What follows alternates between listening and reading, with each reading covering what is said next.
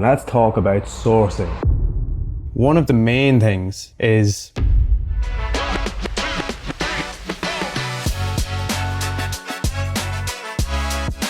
Hola, pasa, welcome to Monday morning and welcome to the car on the way to the office. This weekend I'm doing a podcast with Pig. Shout out to the Pig. We had a really good gym Christmas party on Saturday where we're running around table tennis tables and doing all sorts. Great fun. Anyway, we're doing a podcast with him on Saturday. Sunday then is IÚR Fighting Championships number 9, the Christmas cracker. Some really good fights in that card. Really looking forward to that. Big week into the office to finalise our new, what's it called? CRM/workflow system, and hopefully we'll get that probably not implemented today, but we'll get the bones of it done, and then as we work through it and start utilising it, we'll probably find little tweaks that we can make to it. So yeah, excited to get that into play. I think that's going to be a bit of a game changer for us in the way that we work. We've been a little bit ad hoc, to put it mildly, for the last while. So we've had a system, but it's been very botched together, let's say, created manually off our own bat and with our own ideas, and we'll probably use that as a template to set this one up. But yeah, it'll still work. It'll be good, really good, and an important step in the progress of the agency. That's all. Yeah, I'll talk later on. No, there was something else I was going to talk about this week. Sourcing, that was it.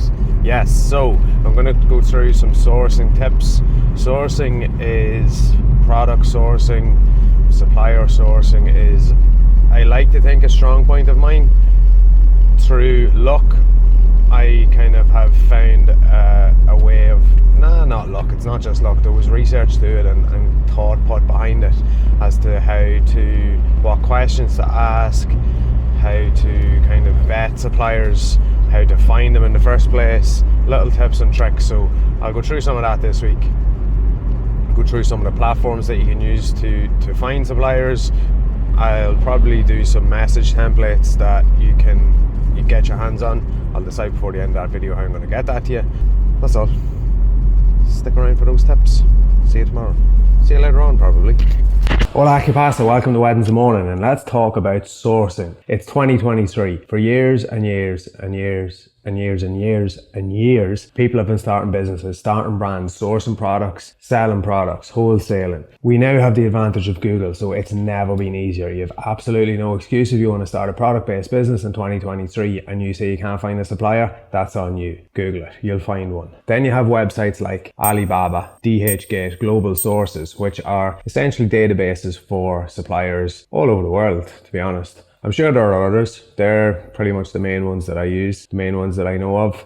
Depending on what your product is, then different countries are going to be kind of better at developing those products. China essentially does everything. If you want to find a wholesale product, you're going to find it in China. They obviously have a specialty in tech. Vietnam have a specialty in clothing and textiles. If you're in Europe, Portugal have a specialty in textiles and clothing as well, and footwear also. So depending on what you want to do, what you want to source, what you want to develop, there are countries, there are databases, there are resources, there are thousands and thousands, probably hundreds of thousands of website forums, YouTube videos that you can watch about sourcing very specific products. You can get very niche if you want.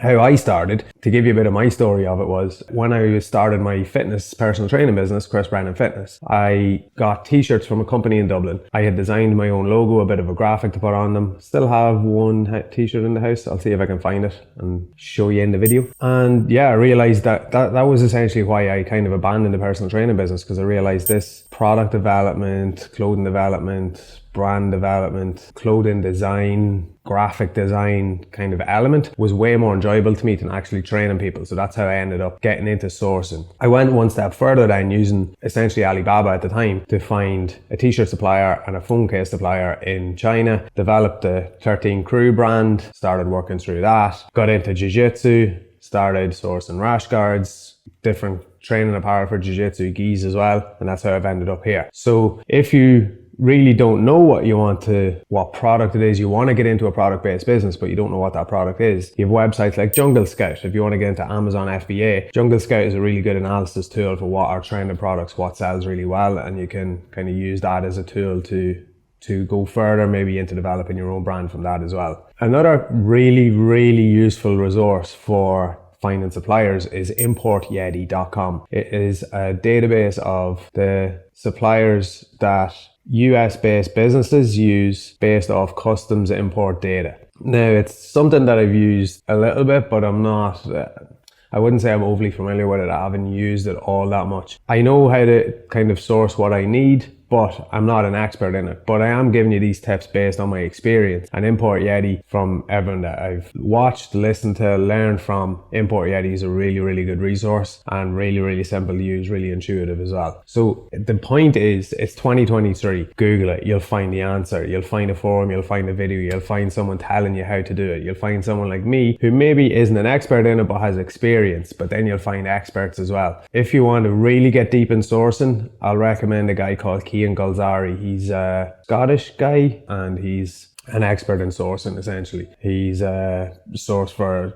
some of the biggest brands, some of the biggest businesses, some of the biggest sports teams in the world. So he knows his I'll throw his tag up here or something. Definitely worth a follow. So that's the kind of gist of how to get into sourcing. That's some of the resources that you can use to get started. Tomorrow I'll talk a bit about messaging, how to kind of cold outreach to suppliers, what to ask them about, what to be aware of, what to kind of consider when you're vetting suppliers. And main tip is do not go with the first one. I'll speak a bit more about that tomorrow, but do not just go with your first supplier. It should be common sense, but common sense isn't that common. So yeah, there you go. Anyway, it's Wednesday morning. I'm in the office. We have a busy day today. We had a busy day yesterday and we had a busy day on Monday. So it's all go. I thought it would kind of calm down coming up to Christmas, but it's not. It's only getting busier. So we had proposals going out yesterday. We had some clients in for training sessions on the website. We've more of that this morning. We're training with Fred just before lunch today. I'm going to set up a Shopify POS system after lunch for a client. And then I have to go to the warehouse and pick up some stock for the IÚR show on Sunday. All go today.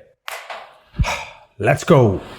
Back in the office, back at home. I'm going to turn these lights down. I am going to get a new, that's a bit too dark now. I am going to get a new, what's called LED strip that I'm going to have a little bit more color behind me. Possibly by the end of this video, most likely by next week's video. Because it is too bland. I don't like it. Don't really like this lighting at all. Speaking of lighting, do you know what? We'll just go with that. That's better. Anyway, yeah.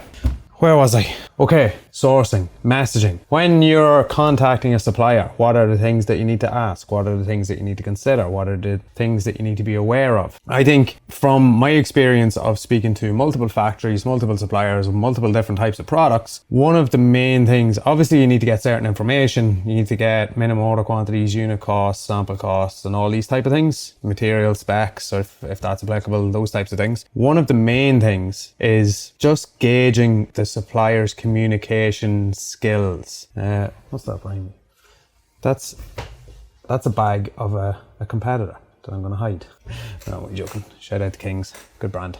Anyway, where was I? I got distracted again. I think I might have ADHD. That's probably an insensitive thing to say, but there you go. I get distracted easily.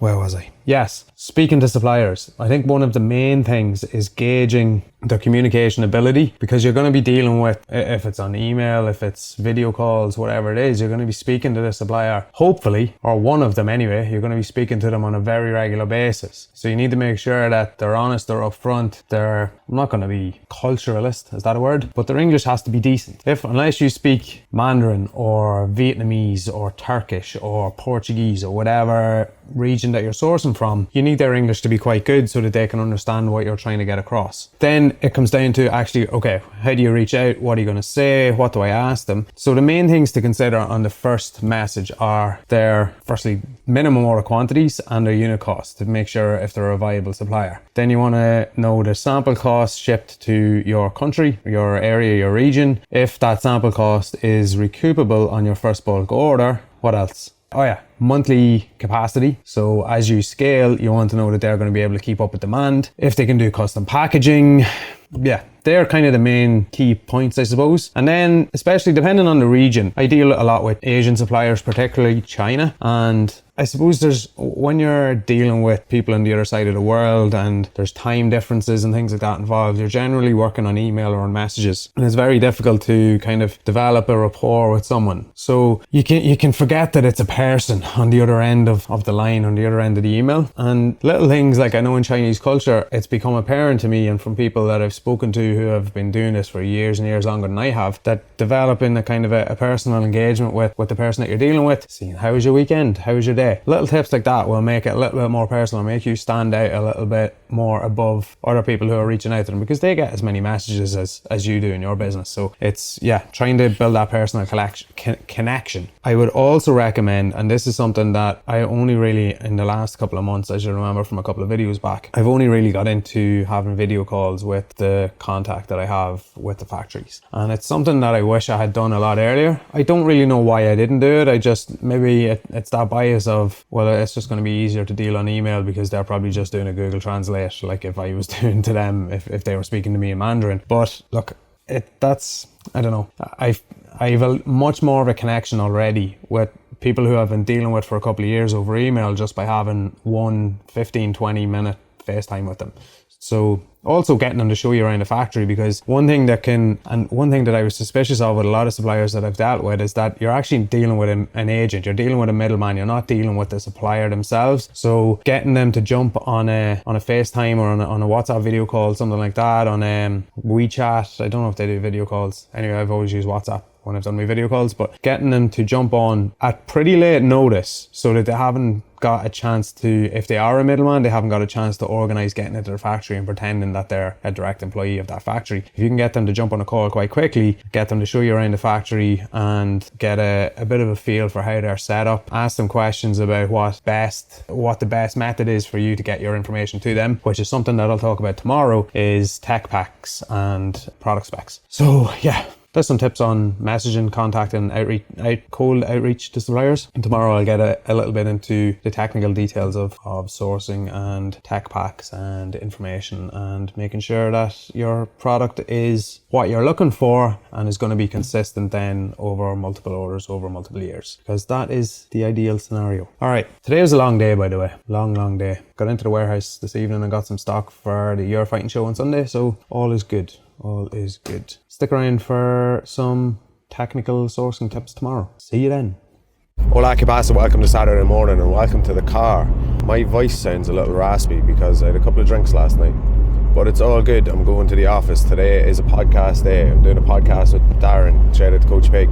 It's going to be a little strange one, doing a podcast with someone that you know well, but we'll see how we get on. Just going to chat a little bit about, I don't know, fitness, a bit of business, a bit of marketing. Let's see how it goes. Don't really know. Wing it. Do what we usually do. Make it up as we go along, because everyone's winging it. I'm currently going to get my car washed and then I'll be in the office and I shall see you there. Okay, bye.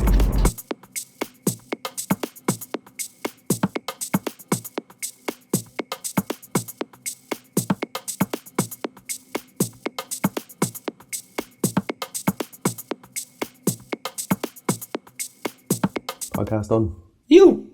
The ZOMA podcast studio with the lights, with the camera. Oh, she's mine. With the AC, which we needed. Oh, actually, I'm actually drinking in.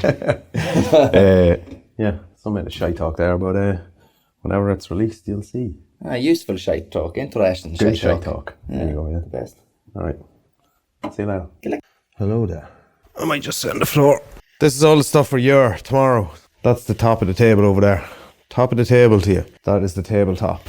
You've seen it before in episode 7, something like that, when the last IÚR show was on in June. It wasn't the last one, it was the last one that we were at, because we missed the last one. Or did we? Well, maybe we didn't. I don't know. Anyway, I'm tired. This is all ready to go now. Today was a long day, but a good day. Got orders sent in to the suppliers for our restocks and product releases for January, and did the podcast. Yeah, that was the other thing I did today. Then I come home, got all this stuff ready, and my card reader is missing, which is not ideal. Not ideal at all. I only need it a couple of times a year, and now when I need it, I don't have it. But I might be able to get my hands on a spare one. I'm trying to organise that right now. And I'm also trying to organise myself to put my feet up. But I'll probably have to take out the laptop and do a little bit more work now. It's 8 o'clock on Saturday evening. and I shall see you on Sunday in Newry.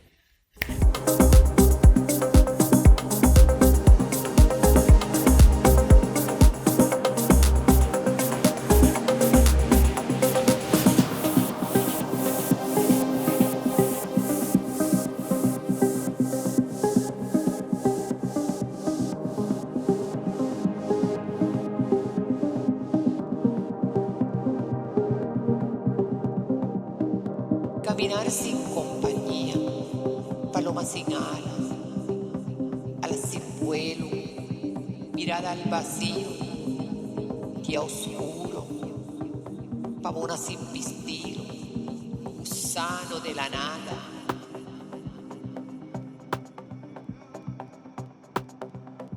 Sonrisa en la noche, tantas cosas. Hola, pasa, welcome to the Canal Court. Stand set up and ready to go. Doors are just open. People are starting to filter in. Here we go again. Yes.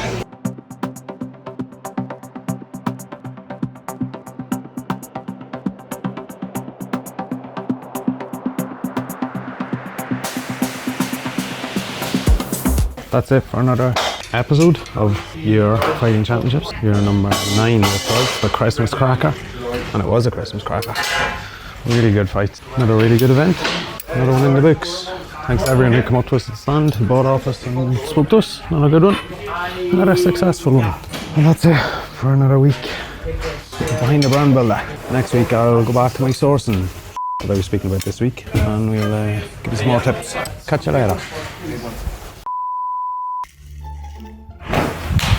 But anyway.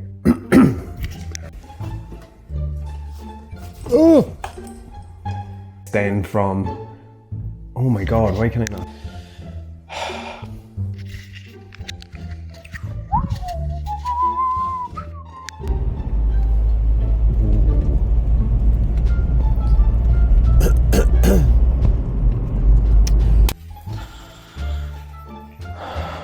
Can you see me?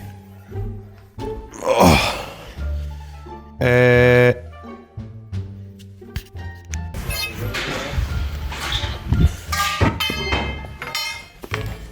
It is morning time, by the way. I'm on the way to the office.